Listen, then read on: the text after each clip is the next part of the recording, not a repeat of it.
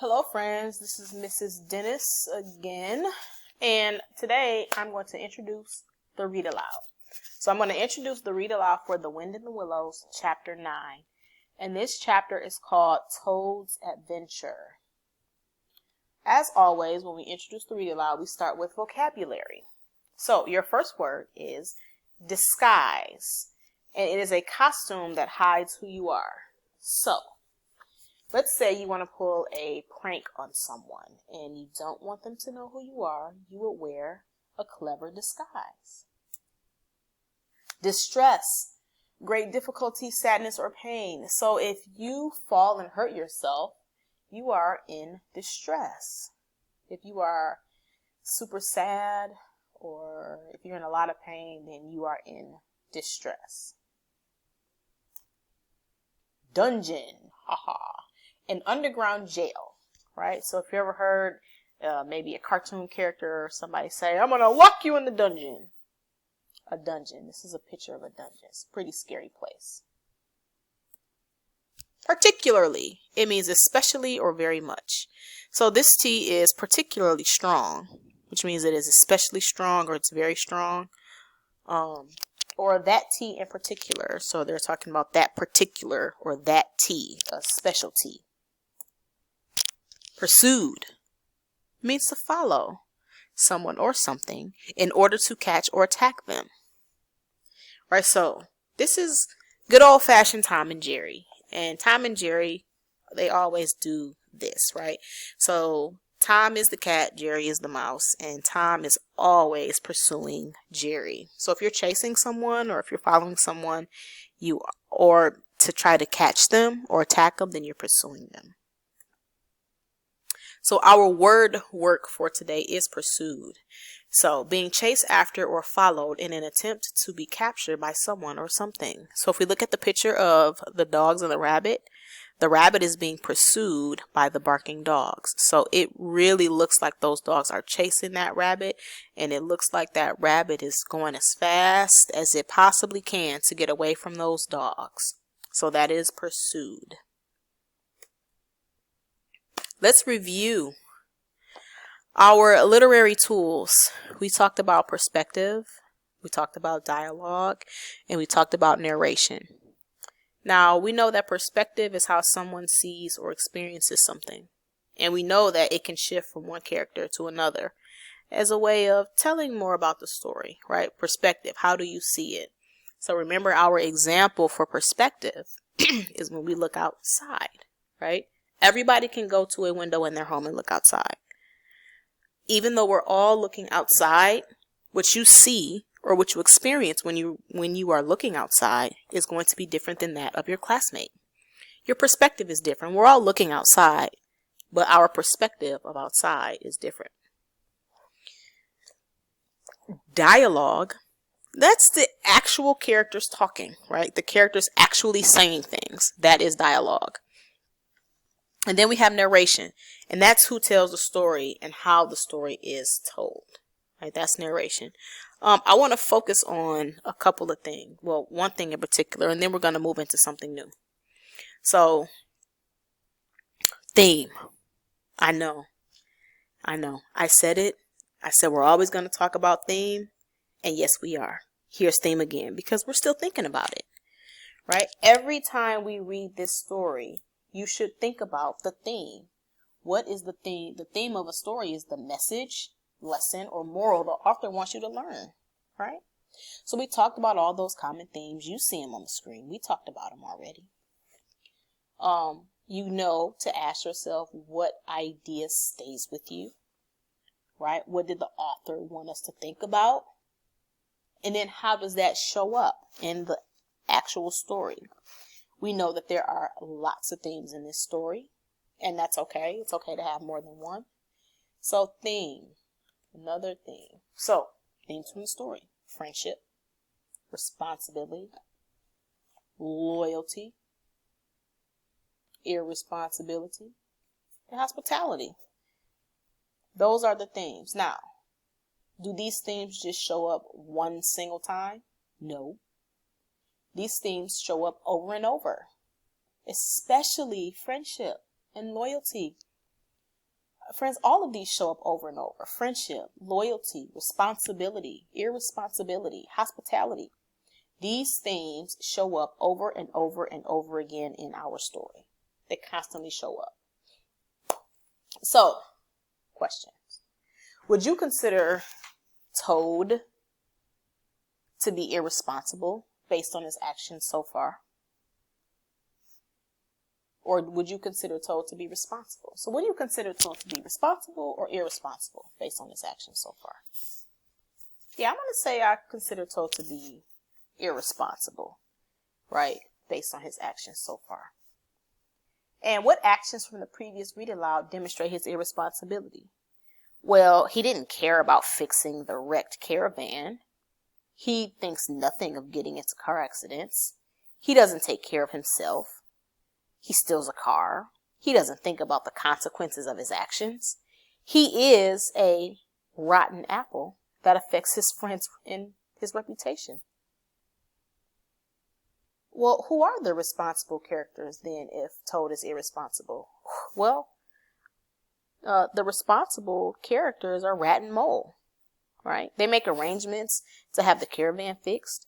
Mr. Badger, Rat, and Mole try to help their friend Toad by making sure he does not get into any trouble. Right? So these are the things that the characters in the story are doing. So I want you to see these answers written down. So I'm going to stop with the big screen and I am going to physically type these answers in here so that you can see me doing it. So, would you consider Toad to be responsible or irresponsible based on his actions so far? And I'm going to say in a complete sentence, I consider Toad to be irresponsible. Right? Because Toad is irresponsible. Oh, sorry, friends. So Toad is irresponsible. And I want to make that nice and dark so you can see it. What actions from the previous read aloud demonstrate his responsibility? And I'm just going to give you one. Toad did not care about fixing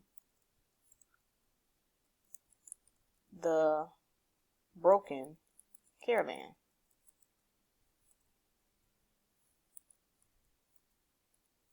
Now, this was not the only example of irresponsibility from Toad, but this is just one example that I'm going to put down. Okay? Remember, there are, Remember, there are lots of examples of how Toad is being irresponsible, and I want you to remember that. So, what characters are responsible? Mole, Rat, and Mr. Badger. Those are the responsible characters. And how do you know? Well, do you remember in the story when Mole, Rat, and Mr. Badger were trying to help Toad not get into trouble? Yeah. Mr. Badger, Rat, and Mole try to help their friend Toad by making sure he does not get into any more trouble. So, Mr. Badger, Rat, and Mole help Toad they try to help Toad.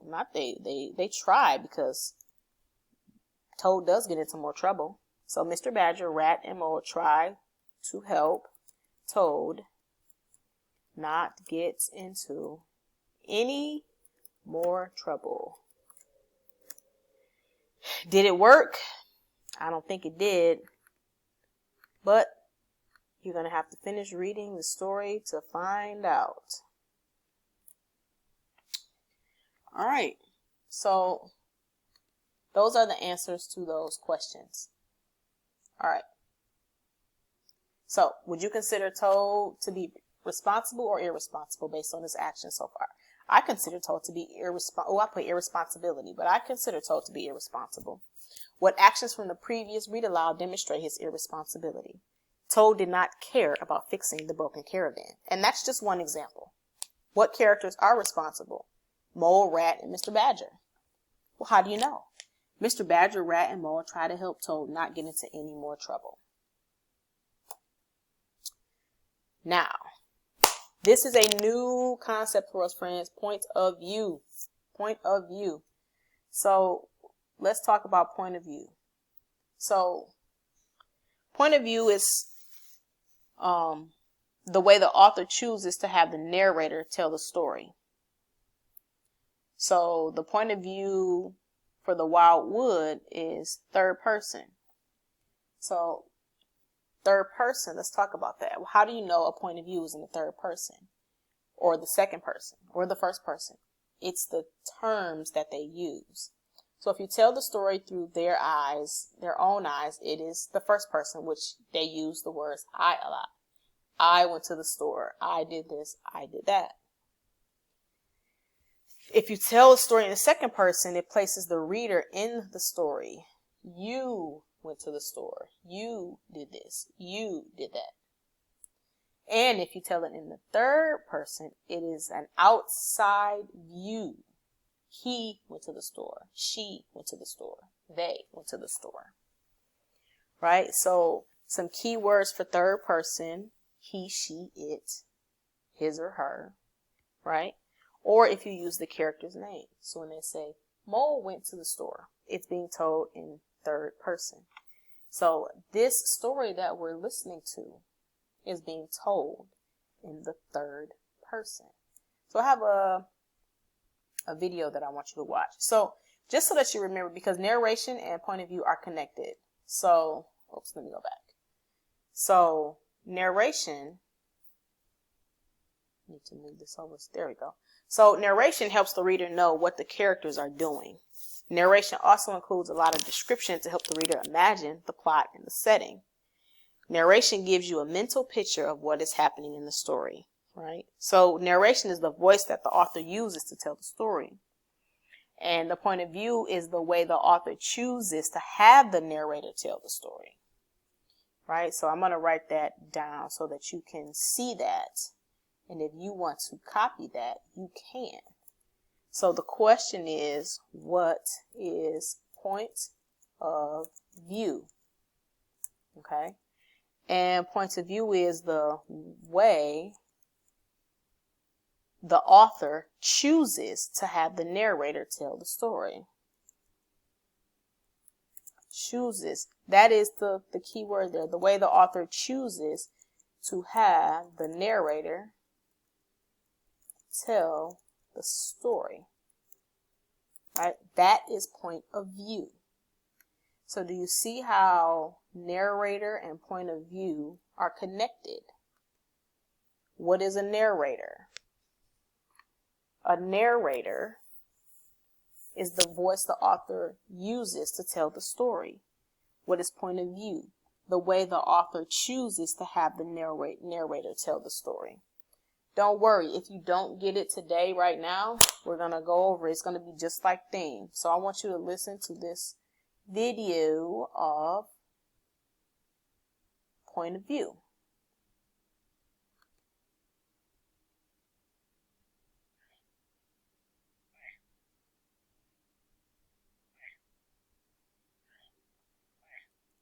Tim carried rocks across the yard, sweating in the hot sun. From a nearby fence, a cat meowed. Hey, get down here and help me. Despite Tim's whining, Moby remained in his tree, continuing his important work. Dear Tim and Moby, what is point of view? I mean, when it comes to writing. From Josh. Well, point of view is the position from which a narrator sees and understands what is happening. There are 5 main points of view that you come across in writing. First-person point of view is when the narrator, usually the main character, is telling the story from his or her own perspective. What you got there? Wow, I remember this. I was sitting in class minding my own business when Dana reached out and pulled my hair for no reason.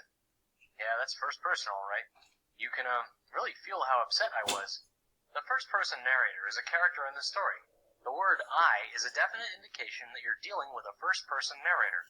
The narrator, who actually is me in this case, is directly involved in what's going on. That involvement means that a first-person narrator is not totally reliable. Everything that you know about the story is through his or her eyes, so if the narrator doesn't know something, then the reader can't know either. She did pull my hair, though. I swear. Second-person point of view is not as common, at least in writing. The second-person narrator tells a story using the word you, which places the reader immediately and personally into the story. Your alarm clock shatters the early Monday silence. You hit the snooze button and pull the covers up over your head, hoping for just a few more minutes of sleep.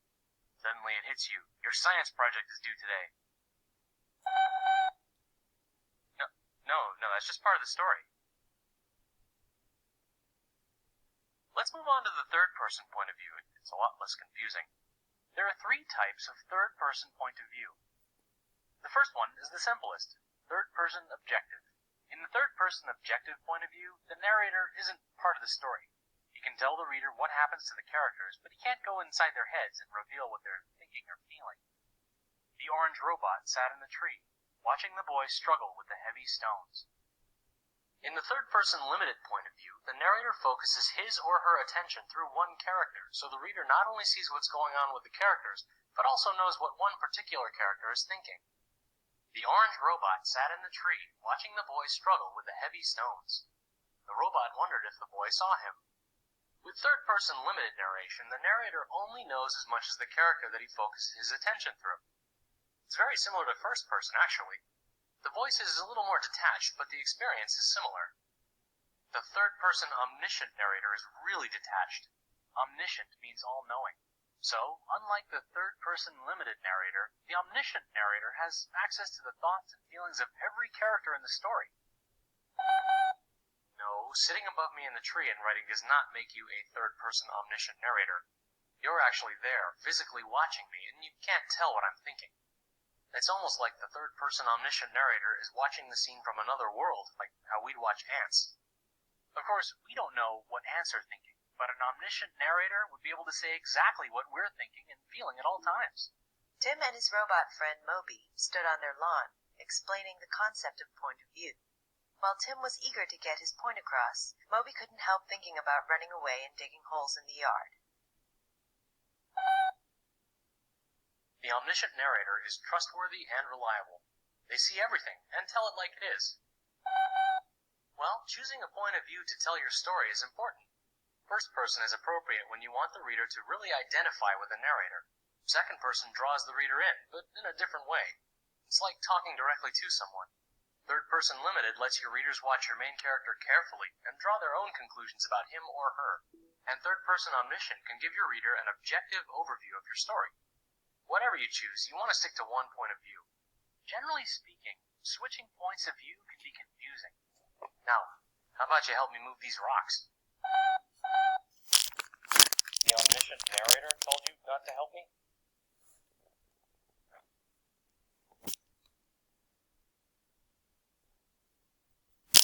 All right, friends, that was the end of our video for that. Now we're just going to do a quick little review, right? So we know that we've heard lots of themes so far, right? So what themes have you heard so far? Would you consider Toad to be responsible or irresponsible, right? So we already talked about that. So now that Toad has been sent to prison, what do you think will happen? Do you think being locked up will teach Toad to mend his irresponsible ways or fix his irresponsible ways? Do you think Mr. Toad will serve his 20-year sentence? So as you listen to the story, I want you to listen carefully for the key words that signify the third person point of view and to hear if if your predictions are correct, right? So what do you think? I want you to think about it. Do you think Toad will fix his irresponsible ways? What do you think is going to happen now that he's been sent to prison? Do you think being locked up will teach him a lesson? Do you think he's going to serve all of his 20 years? So, friends, those are the questions that I want you to think about. And I want you to think about the third person point of view when you listen to the story. And that's all for now, friends.